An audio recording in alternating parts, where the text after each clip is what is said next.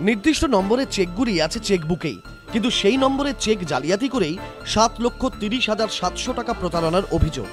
গোটা কর্মজীবনের সঞ্চয় খুইয়ে মাথায় হাত হুগলির উত্তরপাড়ার বাসিন্দা রমলেশ কুমারের।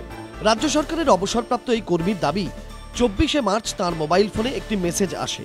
তাতে বলা হয় রাষ্ট্রায়ত্ত ব্যাংকের হুগলি শাখায় তার অ্যাকাউন্ট থেকে দুটি চেকের মাধ্যমে 4,55,700 টাকা তোলা হয়েছে।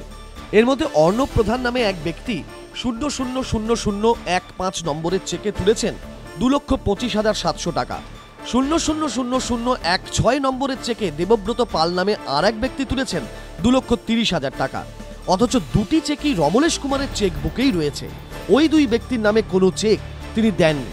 27শে মার্চ ব্যাংকের হুগলি শাখার ব্রাঞ্চে গিয়ে অভিযোগ জানান তিনি। তার দাবি, টাকা ফেরতের আশ্বাসও দেওয়া হয় তাকে, কিন্তু একদিন পর একইভাবে অভিযোগকারীর অ্যাকাউন্ট থেকে তৃতীয় দফায় দেবব্রত পালের নামে তোলা হয় 2,75,000 টাকা। চেক নম্বর 000010। ওই নম্বরের চেকও চেকবুকে রয়েছে।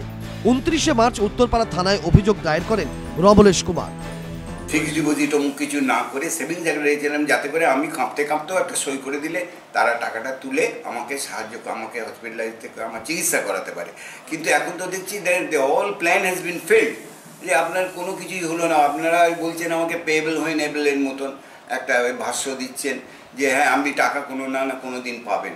একটা অ্যাকাউন্ট থেকে এতগুলো টাকা বেরিয়ে গেল, কোনো হেলদোল নেই, ব্যাংক একদম চুপচাপ রয়েছে, বলছে হ্যাঁ হচ্ছে, হবে, কাজ হচ্ছে, প্রসেসে সময় লাগবে। কিসের সময়? কেন এত সময় লাগবে? আমার অ্যাকাউন্টে টাকা আমি দুদিনে ফেরত পাবো, তারপরে ব্যাংক চোর ধরবে, ডাকাত ধরবে, সেটা ব্যাংকের রেসপন্সিবিলিটি। ৭৮ বছরের অবসরপ্রাপ্ত সরকারি কর্মচারীর দাবি, ব্যাংক কর্তৃপক্ষ তাকে পুরো টাকা ফেরতের আশ্বাস দিয়েছে, কিন্তু কবে টাকা পাওয়া যাবে সেই বিষয়ে কিছু বলেনি। ঘটনার পর থেকেই অসুস্থ বোধ করছেন অভিযোগকারী বৃদ্ধ।